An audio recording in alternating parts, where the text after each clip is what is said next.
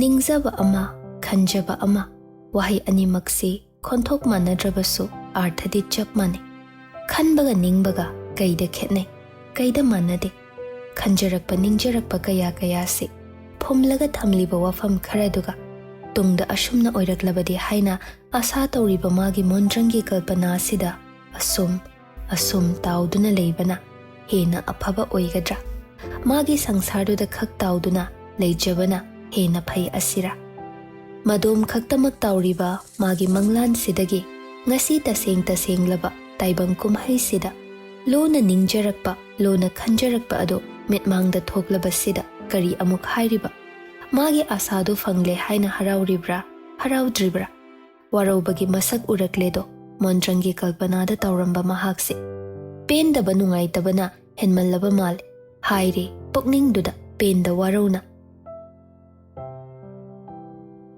ꯁꯤꯔꯥ ꯅꯪꯒꯤ ꯅꯇꯥꯊꯩꯕꯅ ꯇꯧꯁꯤꯅ ꯑꯩꯕꯨ ꯉꯥꯎꯍꯟꯕ ꯃꯁꯤꯔꯥ ꯅꯪꯒꯤ ꯍꯩꯁꯤꯡꯕꯅ ꯇꯧꯁꯤ ꯏꯐꯝꯗ ꯀꯩꯒꯤ ꯀꯥꯏꯍꯧꯕꯅꯣ ꯅꯪꯅ ꯑꯩꯕꯨ ꯀꯩꯒꯤ ꯇꯝꯕꯤꯔꯝꯂꯤꯕ ꯋꯥꯍꯜꯂꯤ ꯂꯥꯟꯖꯗꯕꯅ ꯇꯧꯗꯅ ꯍꯧꯈꯤꯕ ꯇꯥꯡꯀꯛ ꯈꯔꯗꯨꯗ ꯑꯩꯕꯨ ꯑꯣꯠꯄ ꯄꯦꯟꯈꯤꯗ꯭ꯔꯕꯒꯨꯝ ꯑꯃꯨꯛ ꯍꯧꯖꯤꯛꯁꯨ ꯑꯩꯕꯨ ꯑꯣꯠꯂꯒꯦ ꯑꯁꯦ ꯀꯩꯒꯤ ꯑꯁꯨꯛ ꯁꯥꯟꯅꯕ ꯀꯩꯒꯤ ꯑꯁꯨꯛ ꯃꯥꯟꯍꯟꯕ ꯀꯩꯒꯤ ꯑꯩꯕꯨ ꯅꯄꯨꯟꯗ ꯑꯁꯨꯛ ꯊꯥꯖꯍꯟꯕ ꯃꯁꯤ ꯑꯣꯏꯔꯦ ꯅꯪꯒꯤ ꯑꯁꯦꯡꯕꯅ ꯇꯧ ꯍꯥꯏꯕꯁꯦ ꯑꯩꯕꯨ ꯀꯩꯒꯤ ꯑꯣꯠꯂꯤꯕꯅꯣ ꯀꯩꯒꯤ ꯑꯩꯕꯨ ꯋꯥꯍꯟꯕꯅꯣ ꯑꯩ ꯋꯥꯏ ꯈꯥꯡꯕ ꯋꯥꯏ ꯑꯩꯕꯨ ꯋꯥꯍꯟꯒꯅꯨ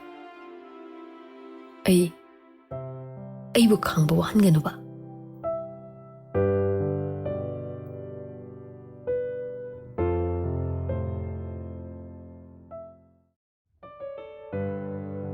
ꯂꯩꯁꯅꯥ ꯇꯨꯡ ꯈꯖꯤꯛ ꯍꯟꯗꯨꯅ ꯌꯥꯅꯤ ꯑꯗꯥ ꯌꯦꯛꯉꯝꯕ ꯑꯩ ꯑꯗꯨꯝ ꯂꯥꯏꯟꯗ ꯍꯜꯂꯒꯦ ꯅꯁꯥ ꯉꯝꯗ꯭ꯔꯦꯗꯨꯒ ꯂꯥꯏꯟꯗ ꯀꯩꯁꯨ ꯅꯨꯡꯉꯥꯏꯔꯣꯏꯗ ꯑꯩ ꯑꯗꯨꯝ ꯊꯤꯟꯕꯤꯔꯝꯃꯒꯦ ꯅꯪ ꯂꯥꯟꯅ ꯂꯧꯒꯅꯨ ꯈꯔ ꯊꯣꯠꯐꯨꯜ ꯑꯣꯏꯕ ꯃꯇꯧ ꯎꯕꯗꯨꯗ ꯂꯩꯁꯅꯥ ꯉꯥꯏꯍꯥꯛ ꯋꯥꯈꯜ ꯇꯧꯏ ꯁꯣꯝꯗꯅ ꯁꯥꯟꯅꯔꯤꯕ ꯋꯥꯔꯤꯗꯣ ꯀꯣꯜꯗꯅꯤ ꯈꯔ ꯀꯟꯁꯔꯟ ꯑꯣꯏꯕ ꯇꯣꯟꯗ ꯍꯥꯏꯔꯛꯏ ꯃꯁꯥ ꯈꯔ ꯐꯔꯕꯣ ꯃꯥꯕꯣ ꯑꯍꯣꯏ ꯍꯤꯗꯥꯛ ꯀꯥꯞꯈꯤꯕꯅꯤ ꯑꯩꯒꯁꯨ ꯍꯦꯛ ꯂꯩꯃꯤꯟꯅꯕ ꯇꯟꯖꯥ ꯑꯣꯏꯍꯧꯗꯕꯅꯤꯅ ꯑꯩꯁꯨ ꯃꯌꯥꯝꯅ ꯍꯥꯏꯅꯔꯛꯄꯗꯩ ꯂꯥꯛꯏꯅꯤ ꯃꯥꯏ ꯗꯤꯄꯥꯔꯠꯃꯦꯟꯇ ꯑꯦꯃꯔꯖꯦꯟꯁꯤ ꯋꯥꯔꯗ ꯂꯩꯕ ꯑꯗꯣꯝꯗ ꯂꯥꯛꯄꯅꯤ ꯈ꯭ꯔꯤꯁꯇꯤꯗꯣ ꯑꯗꯨꯕꯨ ꯂꯩꯁꯅꯥ ꯍꯤꯞꯂꯝꯕ ꯕꯦꯗꯇꯨꯗ ꯂꯩꯔꯝꯗꯕꯗꯨ ꯎꯕꯗ ꯈ꯭ꯔꯤꯁꯇꯤ ꯈꯪꯍꯥꯏ ꯍꯥꯏꯔꯨꯏ ꯀꯩꯅꯣ ꯂꯩꯁꯅꯥꯗꯤ ꯁꯣꯝꯗ ꯀꯣꯜ ꯄꯥꯏꯔꯤꯕ ꯅꯨꯄꯥꯗꯣ ꯈ꯭ꯔꯤꯁꯇꯤꯅ ꯄꯥꯎ ꯍꯥꯏꯔꯛꯄꯗꯒꯤ ꯁ꯭ꯇꯦꯁꯟꯗꯒꯤ ꯂꯩꯁꯅꯥꯒꯤ ꯍꯣꯁꯄꯤꯇꯥꯜꯗꯨ ꯐꯥꯎ ꯍꯣꯕꯦ ꯂꯥꯛꯂꯤꯕꯅꯤ ꯑꯗꯨꯕꯨ ꯈ꯭ꯔꯤꯁꯇꯤꯅ ꯀꯣꯜꯗ ꯂꯩꯁꯅꯥꯗꯤ ꯍꯥꯏꯅ ꯍꯥꯏꯈꯤꯕ ꯋꯥꯗꯨꯗ ꯆꯞ ꯂꯦꯞꯄꯤ ꯉꯛ ꯆꯥꯟꯅꯗꯨꯅ ꯑꯗꯨꯒ ꯍꯣꯁꯄꯤꯇꯥꯜꯗꯨ ꯌꯧꯅꯕ ꯒꯥꯔꯤꯗꯣ ꯁ꯭ꯄꯤꯗ ꯈꯔ ꯀꯟꯈꯠꯇꯨꯅ ꯊꯧꯔꯛꯏ ꯍꯣꯁꯄꯤꯇꯥꯜ ꯌꯧꯔꯦ ꯑꯗꯨꯕꯨ ꯒꯦꯠꯇꯒꯤ ꯈꯖꯤꯛ ꯆꯠꯊꯣꯛꯂꯒ ꯂꯩꯁꯅꯥꯒ ꯃꯥꯅ ꯅꯣꯡꯃ ꯎꯈꯤꯕ ꯅꯨꯄꯥꯗꯨꯒ ꯂꯦꯞꯂꯒ ꯂꯩꯕꯗꯨ ꯍꯦꯛ ꯎꯔꯨꯏ ꯌꯥꯔꯤꯛ ꯉꯥꯟꯕ ꯒꯥꯔꯤꯗꯨ ꯐꯠ ꯈꯥꯝꯗꯨꯅ ꯌꯦꯡꯂꯤꯕꯅꯤ ꯑꯅꯤꯗꯨꯒꯤ ꯃꯇꯧꯗꯣ ꯋꯥ ꯈꯔꯗꯤ ꯍꯥꯏꯅꯕ ꯃꯥꯜꯂꯤ ꯇꯧꯅꯔꯤꯕꯁꯤꯡꯗꯣ ꯑꯗꯨꯕꯨ ꯏꯀꯨꯏ ꯀꯨꯏꯗꯅ ꯂꯩꯁꯅꯥꯅ ꯒꯥꯔꯤꯗ ꯀꯥꯈꯤꯕꯗꯨꯗ ꯌꯥꯔꯤꯛ ꯉꯥꯟꯕ ꯃꯁꯥꯗꯨ ꯒ꯭ꯌꯥꯟ ꯇꯥꯗ ꯃꯨꯟꯅ ꯌꯦꯡꯗꯨꯅ ꯂꯩꯍꯧꯔꯤ ꯃꯃꯤꯠ ꯑꯅꯤꯗꯨꯗꯤ ꯊꯧꯈ꯭ꯔꯤꯕ ꯒꯥꯔꯤꯗꯨꯗ ꯃꯤꯠꯌꯦꯡ ꯊꯝꯍꯧꯗꯨꯅ ꯋꯥ ꯉꯥꯡꯗ ꯃꯐꯝꯗꯨꯗ ꯉꯥꯏꯍꯥꯛ ꯀꯨꯏꯅ ꯂꯩ ꯄꯨꯡꯈꯥꯏꯃꯨꯛ ꯂꯩꯔꯝꯂꯒ ꯃꯥꯏ ꯂꯩꯗꯨꯅ ꯊꯧꯈ꯭ꯔꯦ ꯒꯥꯔꯤꯗꯣ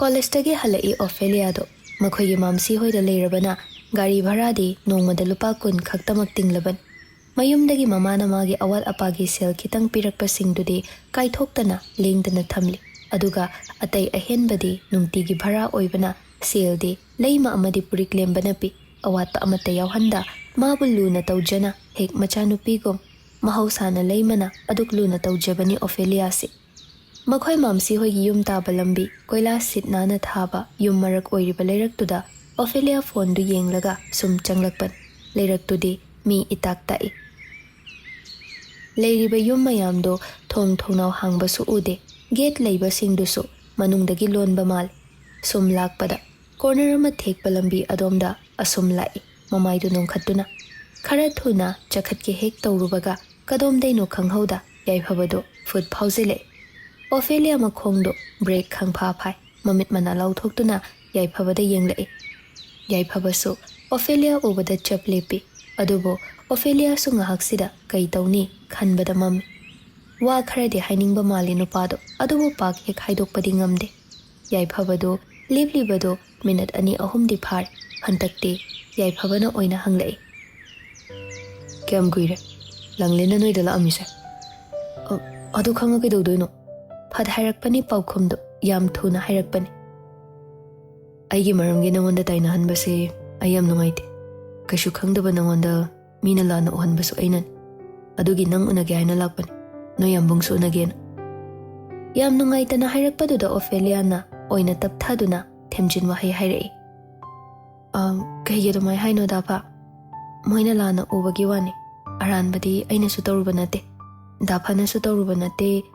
Adumaina na sana na sabu blame tawganuda. Ophelia na icham cham thokna hairak sida Yaiphabana Ophelia gi wakhalon sida mabu yam ikai khumna je Yaiphaba nokfet tawna numituda aiso ikla amdradi pharamdoba ailana kemta khande da dafa wahaiduna samjin khre Ophelia de Yaiphaba suma kha tarudre ani do amo tumin leine noi mamsi hoida leba nungai bro hanglak pani Yaiphabana Ophelia su khumlei adum nungai college chatpai barade nungtigi pire imasina paung chongna supi mamsina supi marak ta yambongna supi Yaiphaba pocket tagi bag to lau thoklaga Ophelia da chonga chapi amapi se sina ina piba sidi baragi na teko nang kainom leira jaw Ophelia Yaiphaba da yenglai si lausalu ainga moida dafa Yaiphaba Ophelia gi makhutu ta pairaklaga paisa du makhutu da paihali aduga hayinga chapot leiraga engonda photo tharo adu nang number am piudana status singnase Ophelia Yaiphaba da waso haiba ngamda yengle mamit anido tatu piro number yaliba tot bag to dagi magi phone do lau thoklaga magi number do chinhai oina haire Yaiphaba number do save tawre aduga Ophelia gi makokta makhutuna phat nanduna fazan ler aide yeng changani mathang thoklakpadang thingnasiko Ophelia de tarang chat krenga haksida Yaiphaba Ophelia de yenglaga amuktang nokfet tawna yenglamlaga khara chathoklaga khamliba magi gari du tamna chat kre aduga thauduna thokre maphamdudagi Ophelia machi su lengde ngahak maphamduda leptuna Yaiphaba gi gari thauduna chatkhribaduda yenghawi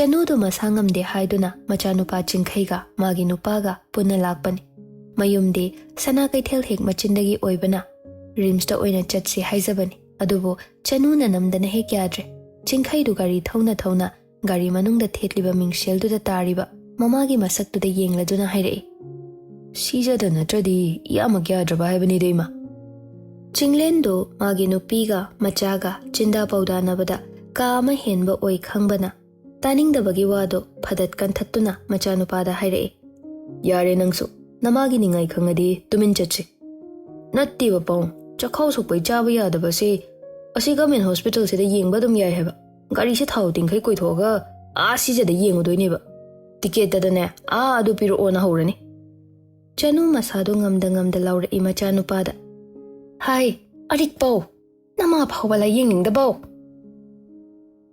Chingkhai matom ta khalle khong hore khoi jailer gi hona bis ya se ka thok ya de man he na leina se hinjila dawni CJ hospital yore leishna lebre yengbani adubo yumda leave lawraga halambana hale Chingkhai du khangna basu leitabana adum yana ba doctor amada yenglage khalle adubo leishna ga pau phawna na bagi damak maga khangna ba doctor pau mathang launa duna makhoina ningthini yengbir aduga dietetics and nutrition department lomda muk transfer thaduna lae mamage diet chart semhannaba dietitian duga unanaba haiduna changlakpan masa khangba ma manungda phamlaga lerambaduda chingkhai du ingak khanghai hairui toro Christy di chingkhai ubada mamit lau thokduna yenglai hek matungdana mama chanu amadi mapa chinglen ga changminarakpadu ubada kaitana sigema ibe ma doctor namagi diet plan amta pibiba yagadro general medicine doctor amana ibemmadagi consult tawana lakpani kay anaba oigadabano pabung imagi se chingkhai di maraktu dawa amata hairudre kuina urudraba Christy da munna adumak yengre chinglen suma khatare namagi se chakhau sopagin gastric su amwangi aduna Ibemana chaba yaba yadabado amtang yengbiyu. Christy Chanuki masa yengluba atay test tawbagi report singdu kupna yenglaga diet chart ama semle. Morning, evening amade night time da chaba yaba yadabana chingbado. Christy chinglen da onsilaktuna wa haire. Pabong imase yendi chabra. Chade ibem. Hoy, yen chadra so adum nga na mahut sin bayayda. Protein so sugar su khra lo oye imagi se pabong. Ado ima kyaring kay light oiba chinjak chabiyu ko. Fiber yam yawba hirada oirasu laphoi dum chaba yai. Salad oina thabiga gazarga su chaba phai. Thau ka hena yawba sima chaba yade. Aduga morok sima imana control to biru. Aduga pabong marakta olive oil gumba adum pisabi bayani ngamlagadi. Imagi di olive oil oina sin bayai. Aina piriba chart sida adum yawrabani ima. Pabong su yengaga adum bhab tarani. Chinglen pire iba diet plan gi che du lauduna. Phari bem yam nungaijai. Machano pa de yenglakpani adubu ngasai dagi hainariba wasi taramira taramdribra khangde chingkhaide. Mangda phamliba doctor nupi sida mamitto chongthoktoi tawkhai yenglami. Chinglen su machano pa gi mataududa Ibunga amtangaiko. Menman tadana hairakpani chingkhaina. Wahaiduda nupidudi masadu swai laujai mamittu su chingkhaida fat yengdae. Chinglen machagi menman tadaba paukhomduda macha tamak tanaba mongda hairae. Hey, namagi si yengba loire haibani ni hey. Chingkhai gyan khanglak lai aduga mapada onsilaktuna Aha, pang, chachilao. Chinglen do magi nupi chanubu samduna thokpa hokre. Chingkhai de amu Christy da haifet yengamduna thokle. Adubu Christy na di mangonda hanni yengakte.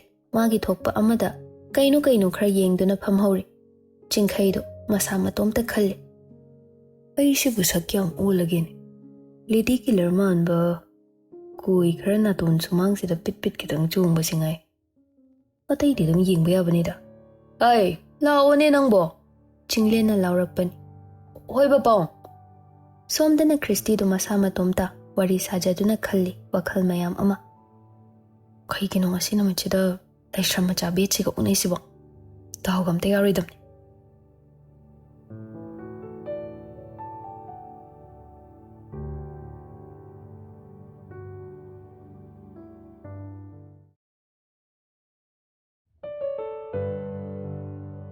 Somdana Laima machanupa na thengla phau hanjilakta sida mamauda hanglai.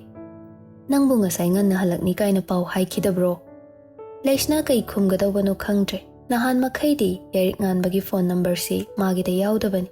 Ngasai ta halaklaga Ophelia dagi lawgadawbaso college halakpa ngaibada thengdokhibani. Amuk Ophelia hek halakpaga number du lawduna call try tawbada pairakte. Hanjin tawrabaso yarik nganbadi pairakte. Masina ma kai haina paukhom pigadawbano khangde. Chakhom da chak thongminariba nupi ahumdo loishilaba tong pungdu yeng. Station da thabak phana achinba leirabaso yarik nganba magi hek apokpi mamadadi pau adum phaurakpani. Aduba phauraktabasida leima masadu leitadre. Purik lembaso yumyai kada TV channel da news yengduna leibani. Pung nipan tasin khrabasida masu magi loinabida hairae. Sija Nacha nupadubu nangonda thengna halakani ka hairakprane. Songkya pau amta hairakte ngasidi. Karino ne station da kari rang leiriba. Thabaka jinba kayam leiriba jano ni maba hujik phawba. Pung shidi thengene. Pocketagi phone du lawthoklaga yarelba da call tawi. Somda yarelba puriki call lakpasida fat paikhatuna. Hello, Pong.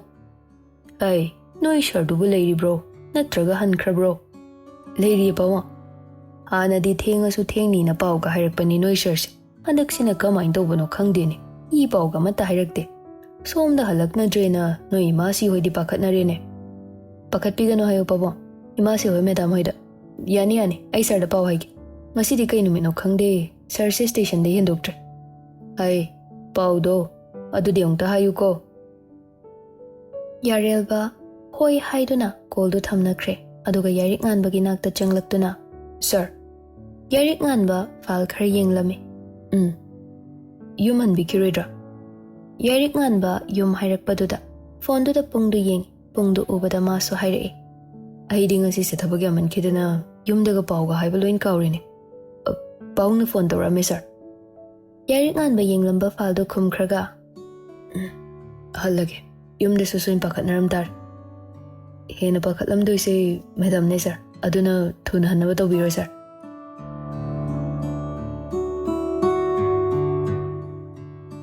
ꯌꯥꯏꯔꯤꯛ ꯉꯥꯟꯕ ꯋꯥ ꯃꯈꯥ ꯇꯥꯔꯛꯇꯦ ꯍꯥꯟꯅꯗꯤ ꯃꯥꯅ ꯑꯗꯨꯝ ꯐꯥꯒꯤ ꯃꯈꯥ ꯁꯝꯊꯕꯅꯤ ꯑꯗꯨꯕꯨ ꯉꯁꯤꯗꯤ ꯍꯣꯏ ꯃꯥꯏ ꯍꯥꯏꯔꯛꯇꯦ ꯐꯥꯏꯜꯁꯤꯡꯗꯨ ꯅꯤꯡꯊꯤꯅ ꯂꯣꯟꯈꯠꯂꯒ ꯊꯝꯂꯕ ꯇꯨꯡꯗ ꯃꯥꯁꯨ ꯑꯗꯨꯝ ꯊꯣꯛꯈ꯭ꯔꯦ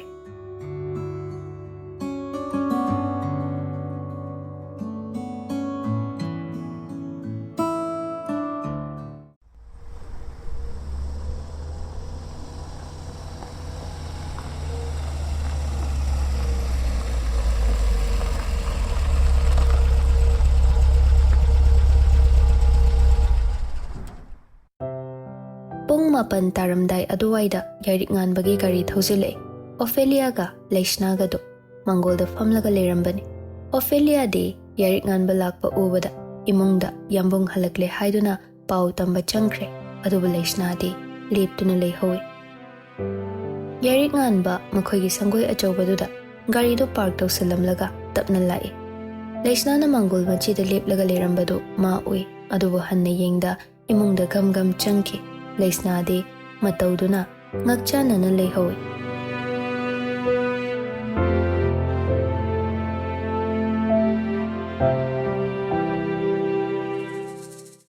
ꯑꯦꯄꯤꯂꯣꯒ